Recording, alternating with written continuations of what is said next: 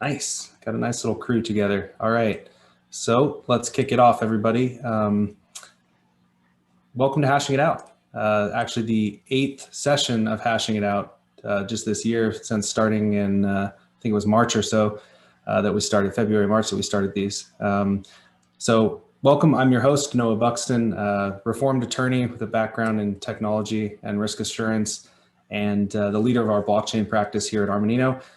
Excited for this session today as a sort of bookend to what has been a pretty wild year in so many different ways. So invited a couple different people to join me. Instead of a one-to-one today, we'll do a little bit more of a roundtable. I've got Mason Jappa, the co-founder, CEO of Blockware Solutions, a company focused on serving the crypto mining industry. And I've also got two key members of my team, Jeremy Now, a senior manager with us, and Clayton Lowry, senior associate with us. So definitely a lot of expertise on the line, I think, and we're going to dig into a lot of cool topics today. Basically taking a look, a little bit of a retrospective on 2020.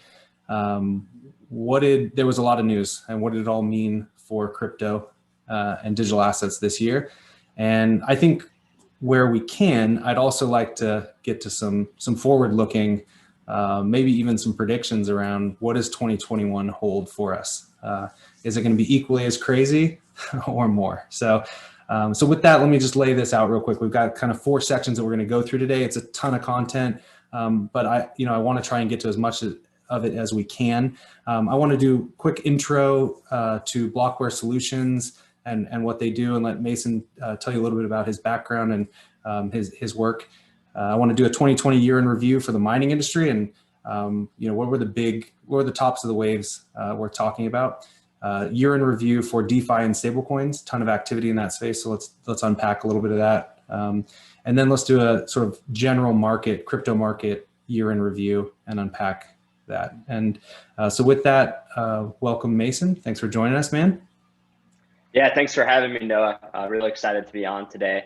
I think it's really important to bring a lens to the Bitcoin mining world. And with that, all of the different blockchain aspects that we'll cover today.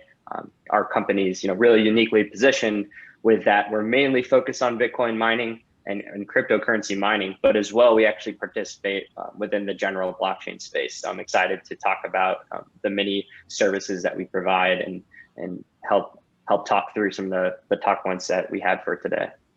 Nice. Would you give us a quick personal introduction? How'd you get here to what you're doing today? Yeah, good question. I ask myself that a lot. So I actually founded Blockware Solutions in 2017. And prior to that, what led me to crypto and founding Blockware Solutions was a background in manufacturing with my family, owning a wood manufacturing company, dating back to the 1970s. We had some excess energy in a warehouse, so I just started, racking servers and found that mining crypto was a very interesting thing that I knew nothing about. So I kind of just full frontal jumped in, found that it was very hard to order machines. So the original goal of my company was to provide and help people order machines and help defragment the market. There was so much fragmentation, and it was so tough to order machines from China. You had to pay in digital currency, and if you were placing large orders, that means you had to have that digital currency on hand and had exposure to currency risk. And then you had to figure out, how to place the orders. Staying up till 4 a.m. when they were released, they'd sell it in minutes. So Blockware's really evolved from that.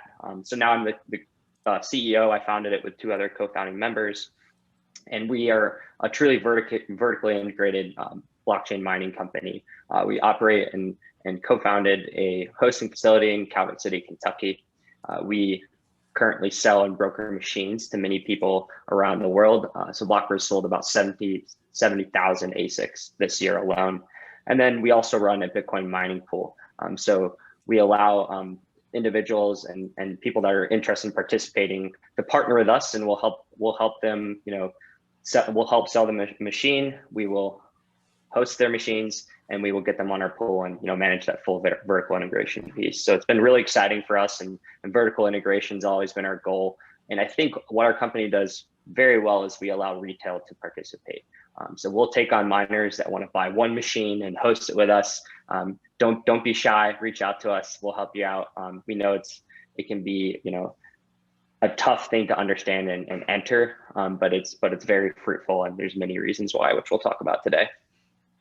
Yeah, I like that retail aspect because I think it's become less and less practical for sort of individuals to run a node or, you know, set something up in the garage, just power cost wise, and sort of operationally, it just doesn't make sense. You kind of have to have that scale that you guys can achieve, right, in order to make it financially feasible. So very cool. Thank you for that introduction. I was going to ask you how 2020 has been, but it sounds like you sold a bunch of ASICs, so it sounds like it's been good.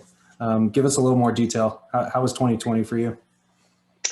It was a very interesting year. I mean, it had a lot of events that took place. I think the most important event that took place was the halving. So there's a lot of speculation about what would the impact of the halving be to Bitcoin and mining. So for those to understand what the halving is, it decreased the block reward from 12.5 to 6.25, meaning that your Bitcoin mining revenue is cut in half. So miners are paid for their validation of the network, and they're paid with transaction fees and for mining blocks. A great way to become a miner, even if you're small, is to join a pool of miners, and that increases your chance of mining blocks. And there's several different pool types. Our pool that we operate is pay per share plus, meaning we take out the luck factor. But it's been a great year. We saw a very heavy increased participation in Bitcoin and in Bitcoin mining. It's something that is really exciting. It reminds me a lot of 2017 and 2018, where in the beginning we saw that increase of Bitcoin rush to 20,000. Everyone's excited, but I think it's a lot different this time around because of the institutional backing that we have in place, and the billions and billions of dollars in infrastructure that's been invested by leading companies. So you have a lot of public mining farms that are taking on financing and scaling to levels of exahash, which is really exciting. You have some very notable names entering the space and taking Bitcoin positions like MicroStrategy and PayPal and Square, and providing different offerings. And then you have, some of the largest mining companies that are, getting financing and scaling to very large and nice levels like Riot and Bitfarms and Marathon, just to name a few. Part of our goal and a lot of who we work with are North American miners, and we try to bring messaging to the world that we need to decentralize the hash rate. We estimate that's over 60% of global hash rate is currently in China. So we encourage people to set up shop in North America or anywhere outside of China. Let's decentralize the hash rate. And also, just one final piece, we launched a fund. So I'm a managing partner and a co-founder of Blockware Mining Fund. So that's our self-mining fund in operation.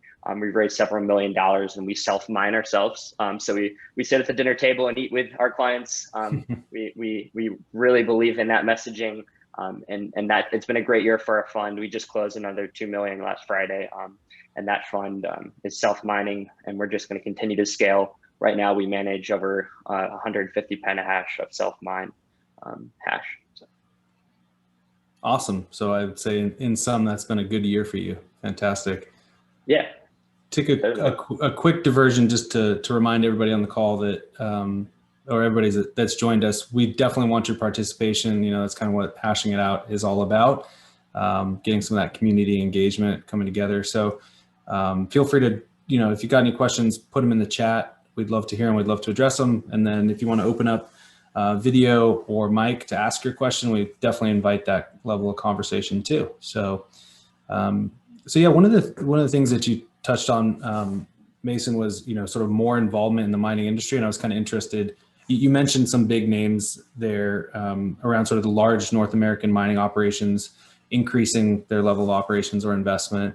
What are you seeing more at the sort of maybe retail or small sort of corporate level? Are you starting to see businesses that aren't solely mining focused get involved in this as either sort of like a value, sort of a new revenue opportunity or a hedge of risk in some way? Or what are you kind of seeing on that front?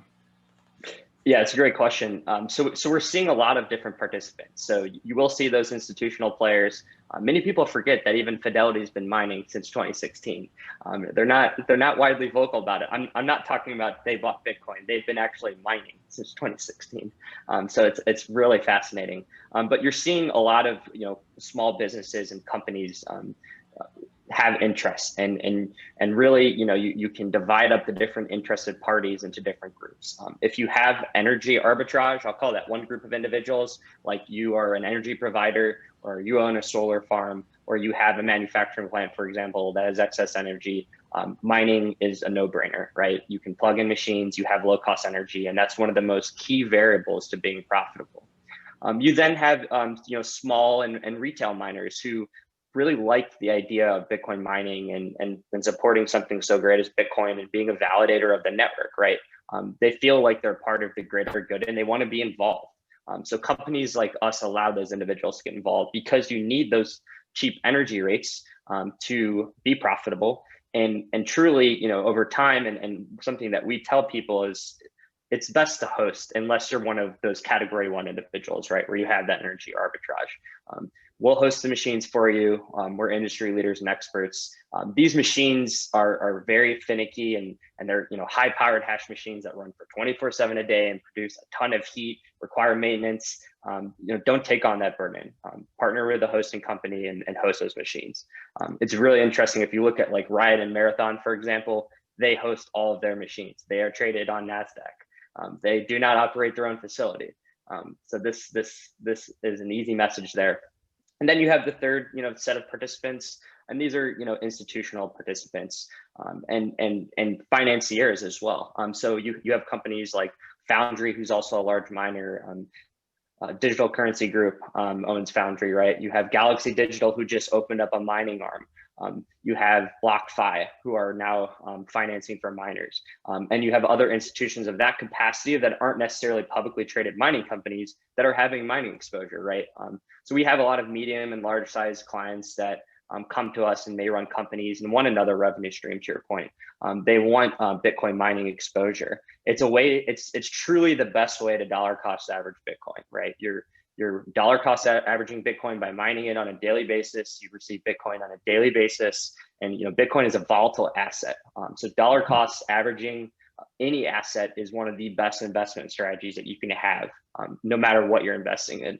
So people like Bitcoin mining because of that. And if you partner with the right companies, it can be very successful. Very cool.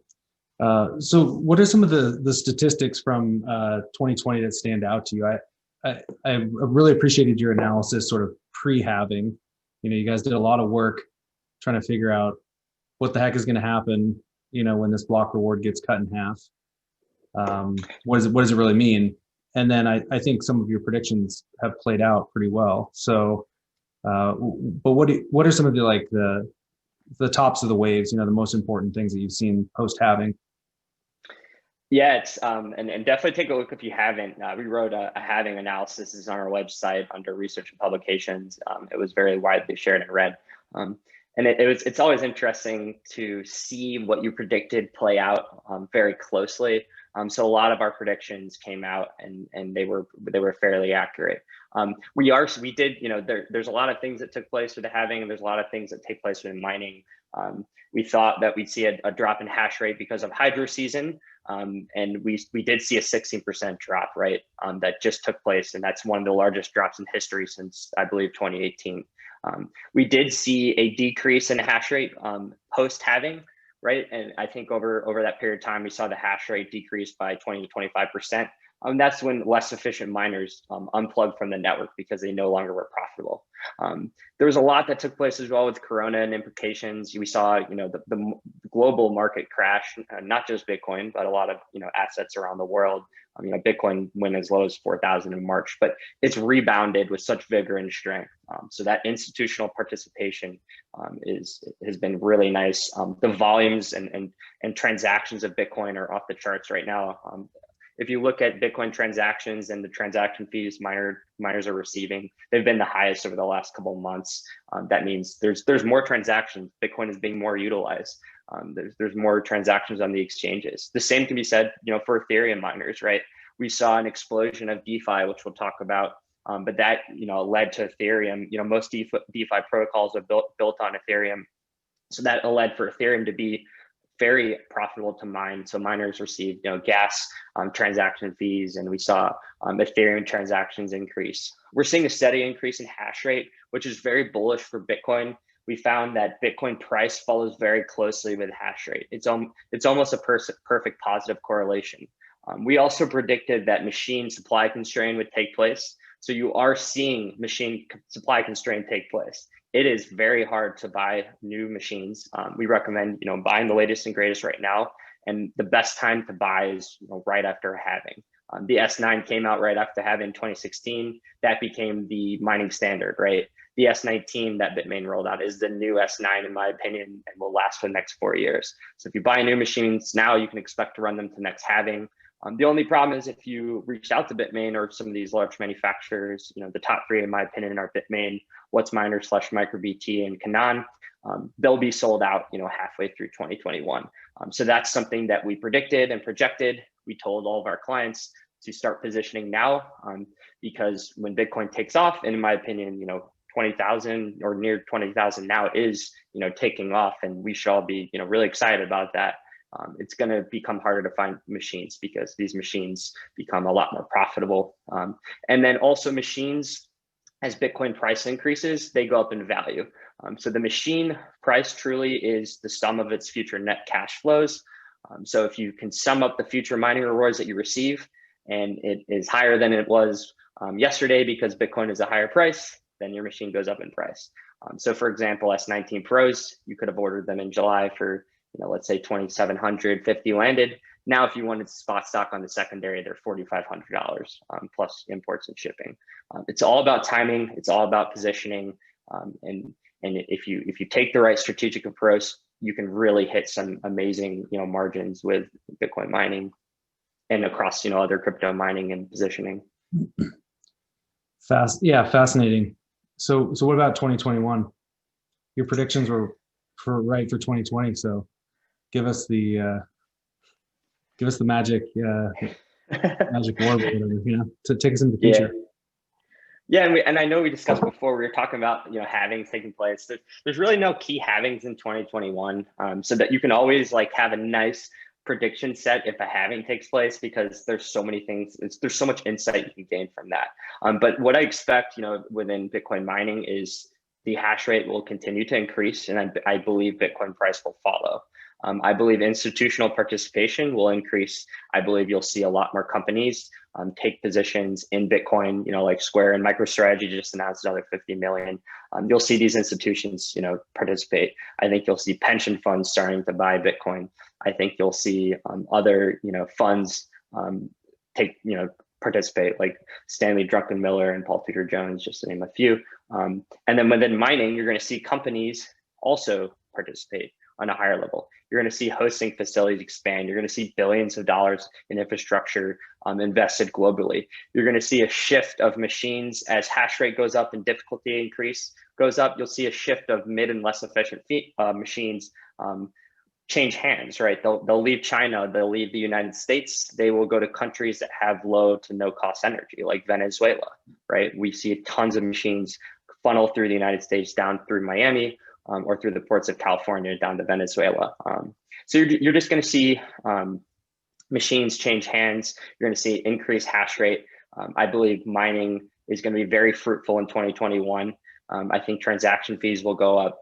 I think it's a great time to enter in general, and you'll see efficiency go up as with every year that passes. Technology improves. We're going to see better machines come out. I believe 5 nanometers already in play for phones. The 5 and 6 nanometer around the corner for mining machines. They're always a little delayed. You're going to see better run hosting opportunities and operations. You're going to see lower cost energy, right? It's a race to the bottom with energy price. The lower the cost energy you can get, the more profitable you'll be. So you'll see the lowest cost energy providers and those that have it, can slowly start to control more hash. Awesome. So, actually on a personal note, let me just say real quick, some of you on the line might know this already, but Mason, you lost your co-founder, Matt D'Souza, earlier this year, and just want to, express my condolences, and obviously from the team, again, express our condolences. I know you'd be very, very happy to see the way you're carrying the torch into 2021. So good stuff, man. Keep it going. Let's, yeah, I appreciate it. No, just, to touch on Matt, he's such an incredible guy, and, it's hard to keep on going. But I know, knowing him and knowing, what he would want us to do, he would want us to just keep on moving on and keep the torch going and keep the messaging alive. So he'd be very proud of what we've accomplished and what we will continue to accomplish. But appreciate that, Noah. You got it. You got it. All right, let's switch gears a little bit from crypto mining to farming. So let's talk about DeFi, because I think that's kind of one of the other, definitely one of the big warm currents in 2020, right? Has been the explosion of DeFi, just the number of protocols, the number of sort of the level of market cap, the value locked in these protocols, as well as, pretty wild levels of value created by farming governance tokens, and all the new markets have been created there.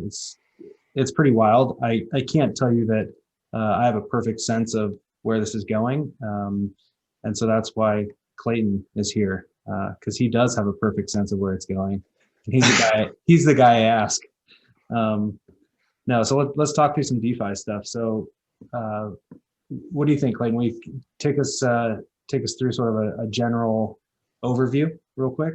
So what we're seeing. Okay, yeah. DeFi stands for Decentralized Finance, and it really is just recreating the traditional finance world into the blockchain and decentralized world. I think the term decentralized right now is fairly misleading, because many of these protocols are still very centralized, whether they're holding the keys or they can change things and all kinds of different things. And that's led to some of the incidents we've seen throughout the year. But the main two use cases right now that we've seen over the 2020 have been trading. So like basically creating the centralized exchange experience through a decentralized protocol, Uniswap being the largest by volume, and also borrowing and lending. So traditional kind of money market activities, and two big ones of that have exploded to over $1 billion each, locked throughout the year. They were like very small at the beginning of the year, so they've had exponential growth. And one of those, Compound, really kicked off what you mentioned, farming. They didn't invent farming, but they really launched it into prominence in June and sent kind of the whole crypto market into a frenzy called DeFi summer, where coins were going up 100x, 10x, and it was a wild summer, and that ended in about September, and some of them started to rebound since then. Do you think DeFi is maybe the most important thing that happened in crypto this year? Yes. Yeah. I think it's really like the third. I kind of look at this whole thing since the very beginning in like big leaps. Like Bitcoin was sort of like an epoch. Ethereum's invention was one. And I think decentralized finance is the next one. And I think it's a massive innovation, and it's so early still that it's going to be crazy. And there's a lot of pain probably coming still. And, but I do think it was the biggest event of this year, even bigger than the Bitcoin halving. Mason might disagree with me on that, but no, I was gonna say, yeah, my top three of the year is DeFi, the halving, and Ethereum 2.0 finally launching. I think with DeFi, we saw. I think I looked at a stat. It was like in January there was like 700,000, within DeFi that was staked or locked, and now it's over 15 billion. I mean, I can't argue with you that DeFi, it's been an incredible year, and as great as Bitcoin and the halving and all those events that occurred, I think that's where you've seen the most growth, and we'll continue to see growth. Yeah. So go ahead, Jeremy. I was going to say, what's awesome about DeFi too is that it's actually incrementally better than the traditional financial world that we have today, with the huge use case of earning interest, right? In your bank account, you can earn 0.1% at your Wells Fargo account, or you can lock up your stable coins in DeFi and sometimes earn crazy interest rates. Like I think on Yearn, you can get up to 40% right now, which is just insane to even think about. We'll see how long those type of rates last, but it's just so much better than the traditional world that'll get people obviously interested in learning more about it and driving some of that growth. So what really changed? What was there some sort of market tipping point? Was there a technological change? Was it just a basic change in awareness? Like, was it some true innovation in smart contracts? Like what really set DeFi off? Because it's been possible, right? In sort of the technical perspective, it's been kind of possible for a long time through a smart contract on Ethereum. So what changed?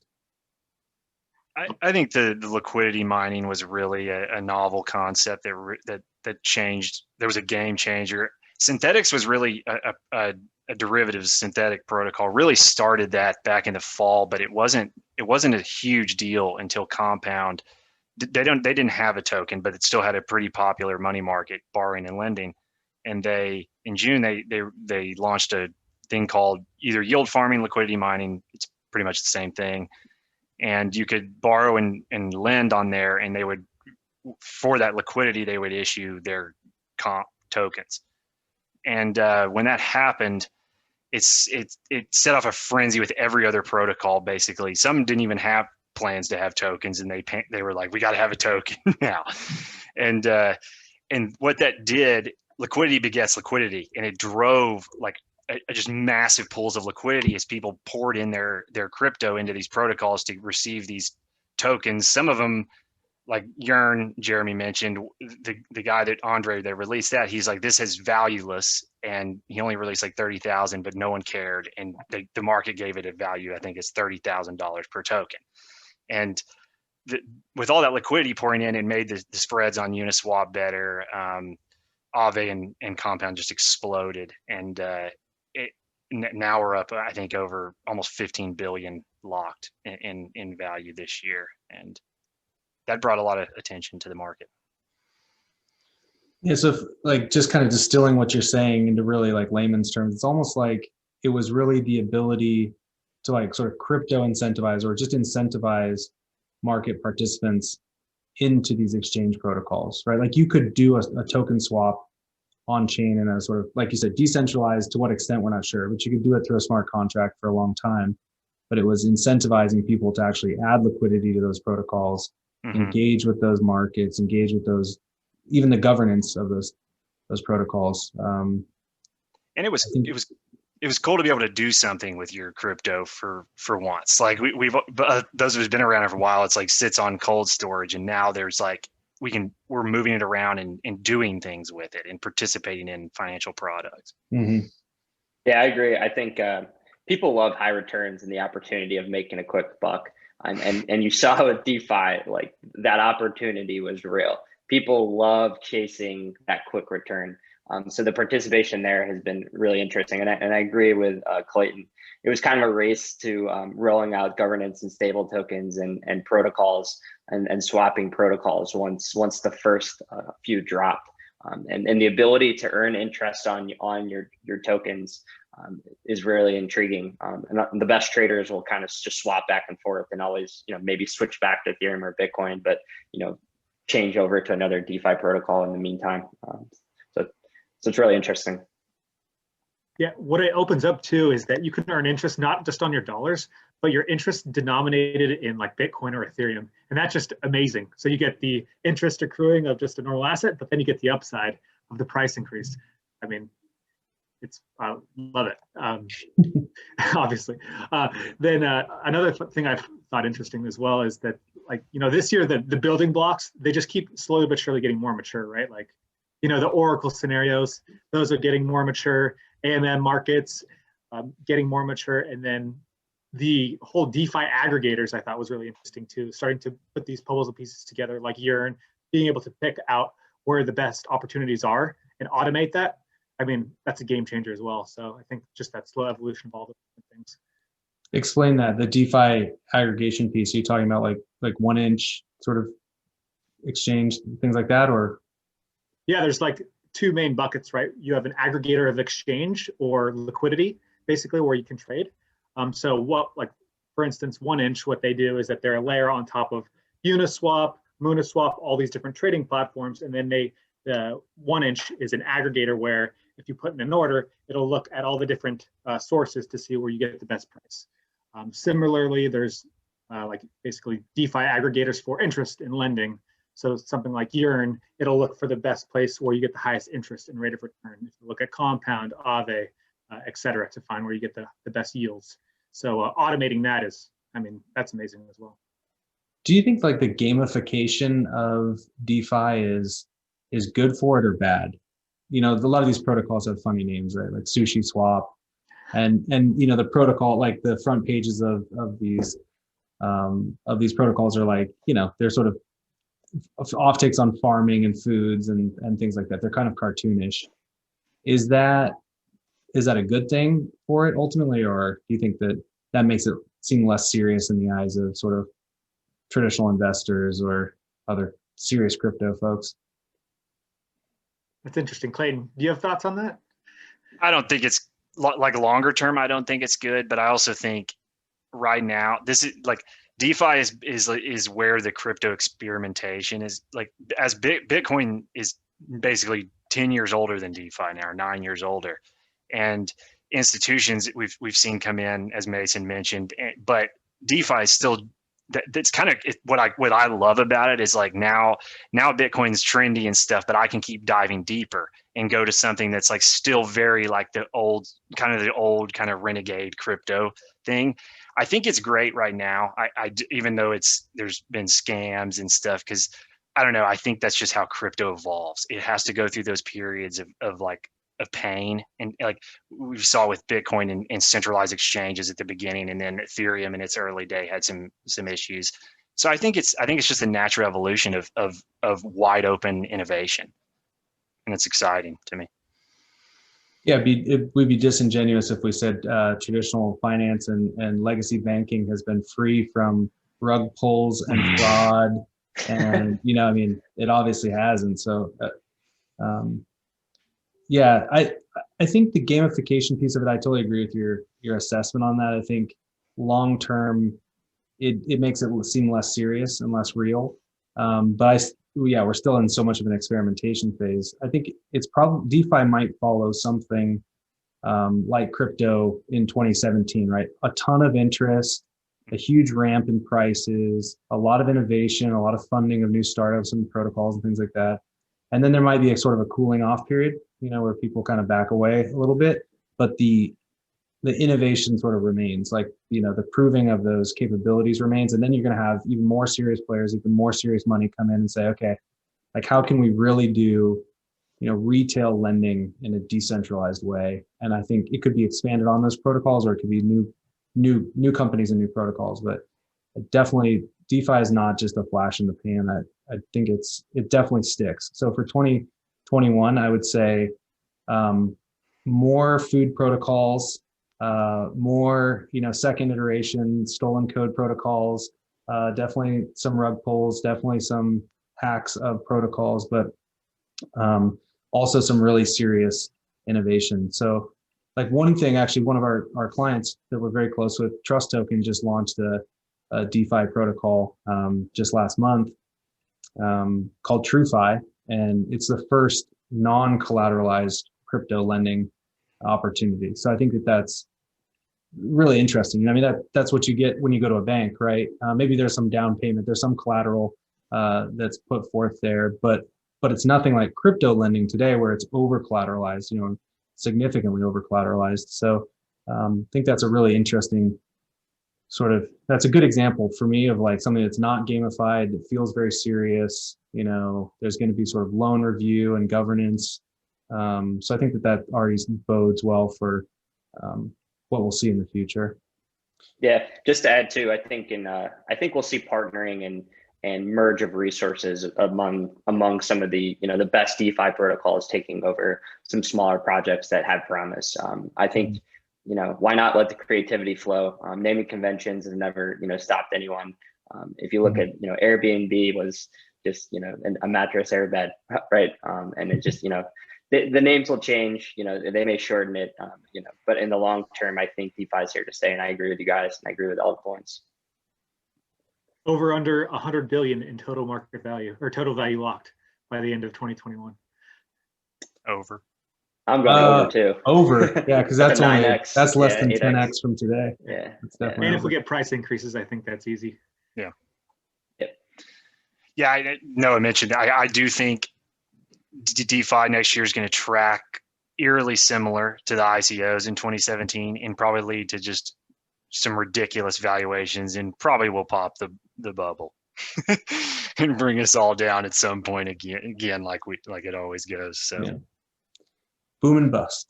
Boom and bust. So I guess we are in public accounting. So is this where we ask a question about the implications of tax implications in accounting and audit implications for DeFi? And then we just pretend like, oh, the call's breaking up. I can't hear you guys. There's so much there, right? We can only scratch the surface today, but I would say, that's thing, for people on the call, if you're thinking about these things, there definitely are tax implications because of the IRS treatment, as property, and then as a disposing of an asset. There's really like interesting open questions right now that we're actually kind of grappling with as a practice and as a firm. What's the right advice for clients when you talk about, taking some, say highly appreciated ETH and locking it up into a loan or a swap protocol, or providing liquidity in a swap protocol? Is that a taxable event or not? That's just one of the questions. So no answers today, I would say, but happy to talk through any of the other. If there's more questions, happy to address them because it's super interesting. What do you guys? I don't want to give tax advice while, obviously, take this with a grain of salt. But it's interesting because since the IRS hasn't directly addressed these, and under the hood, there's actually a token swap, but in functionality, you're just providing liquidity or providing collateral. Mm-hmm. It's interesting. There's not a clear-cut guidance, right? You're not going to, your tax professional isn't going to be able to go to the IRS guidance and find an answer. So, that's bad because there's not an answer, but it's also good because then you can, take positions that, might make sense for you. So depends on your tax provider and the advice that they give, but just something interesting to think about. Yeah, I mean, I feel like the spirit of the law is on our side for once with this one, right? I feel like, if I own my home outright and I hold the deed to my home and I decide, I'd like to do a refi, I can take that note to the bank. They can get a lien on my home and provide me some cash. But did I have a taxable event of selling my home? Did I do something like, did a 1031 exchange or anything? No, none of that happened, right? So I feel like the analog is really similar in that lockup scenario where you lock up an asset. So good stuff. There's a couple questions in the chat I want to get back to. One is for Mason. Let's answer Joseph's question real quick about the asymptotic rewards, the Bitcoin mining price, the Bitcoin block reward price reaching, zero essentially, or fractions of a fraction of a fraction. What does that mean? Yeah, so eventually over time, as more halvings take place, miners won't receive a block reward, right? So it'll all boil down to transaction fees. So the idea is that mining will continue to exist. There'll probably be less players. There'll probably be a more just a fewer larger players in place, and they will be mining for those transaction fees.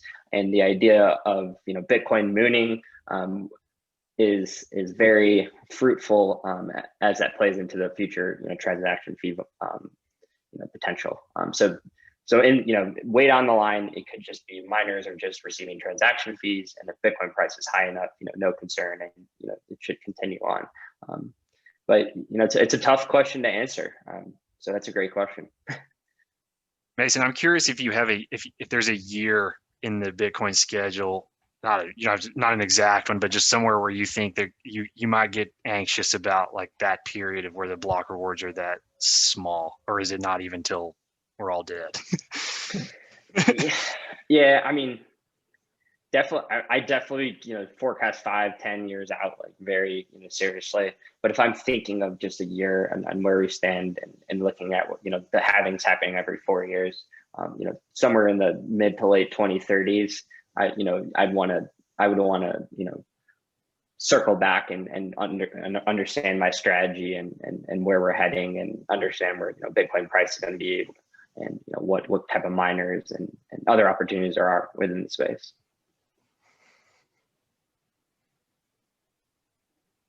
Well, I'm realizing we got about probably 10 minutes left, 9-10 minutes. So let's jump to our fourth topic real quick, which is sort of the crypto market 2020 year in review. Boy, it would be impossible to synthesize everything that's happened this year into a couple of sentences. But since it's an impossible task, I asked Jeremy to do it. So Perfect. What do you say, Jeremy? Yeah, I mean, we already talked on a few of them, right? We mentioned them. The halving was obviously a huge event. ETH 2.0 coming out. Those are still kind of within the crypto industry. So I wanted to think about, a little bit more of a macro perspective and think about some of the biggest things, how Bitcoin affected the macro landscape. So one of the biggest things, let's talk about price because that always gets people excited.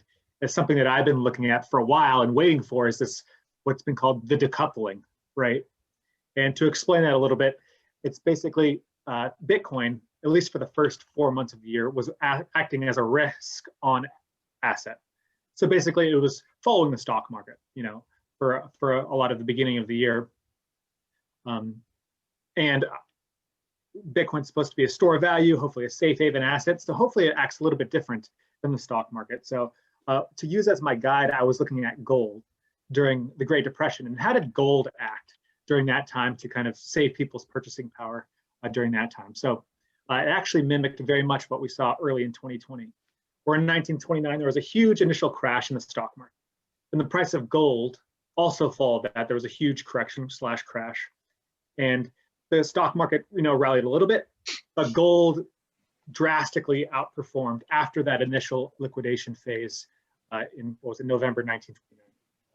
So interestingly enough, that's kind of what we're seeing in the Bitcoin market a bit. So after this huge crash we had in March, where during that liquidation phase where everyone was strapping for cash, the stock market went down, Bitcoin went down, everything went down.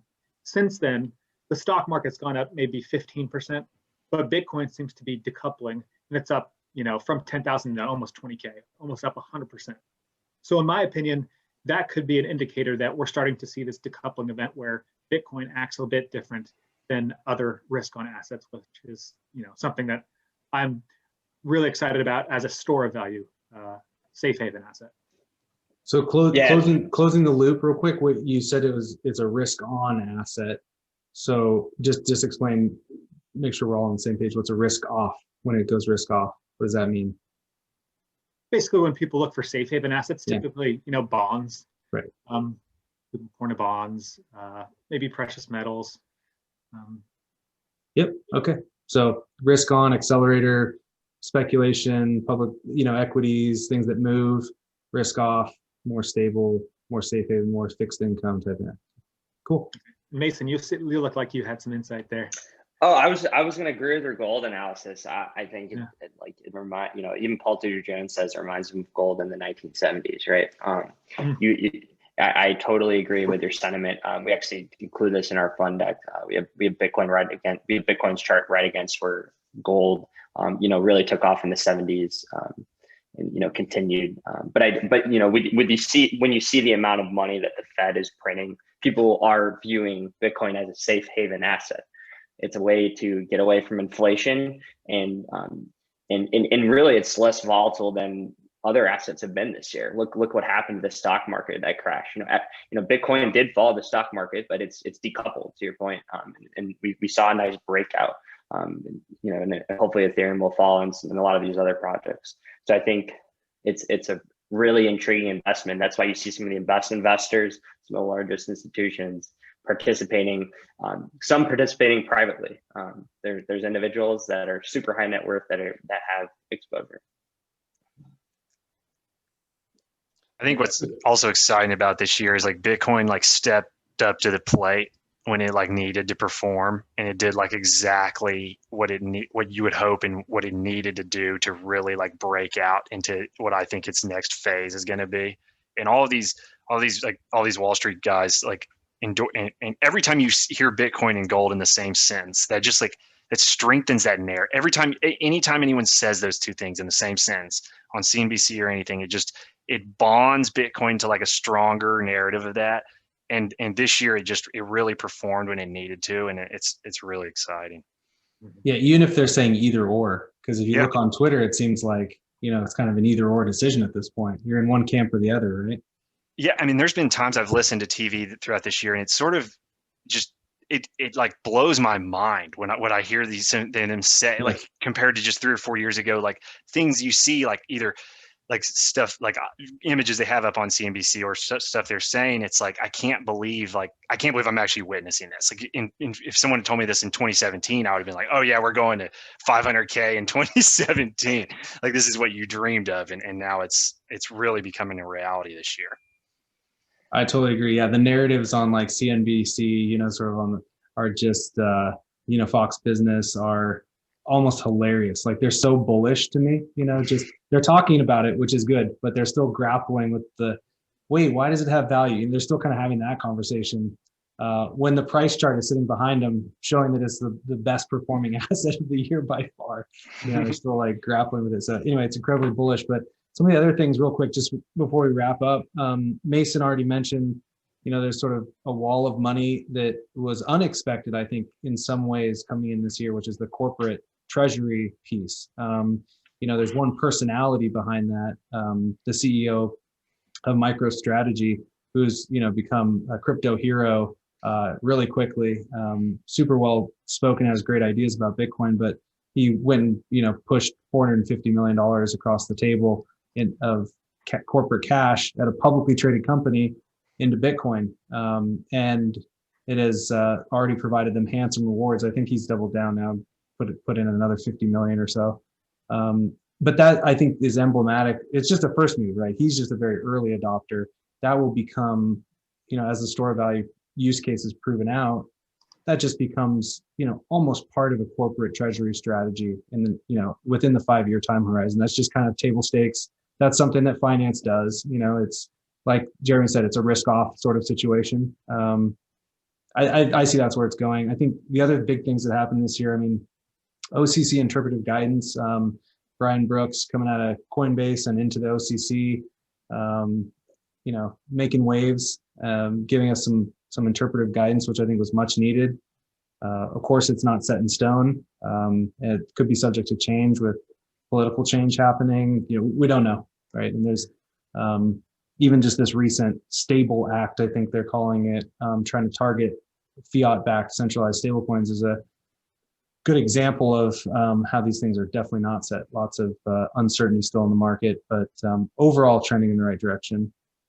I don't know if you guys have stuff on that, but there's probably 15 more bullet points here sort of on my list of big things that happened this year. But I would just say the one big thing that I'd say keep my eye on coming in the next couple of years is CBDCs and central bank digital currencies. Basically, every major central bank in the world is talking about this. I think China and the digital yuan, they're having their pilot program. The ECB, the European Central Bank, and Christine Lagarde, they're talking about it. The Fed's talking about it.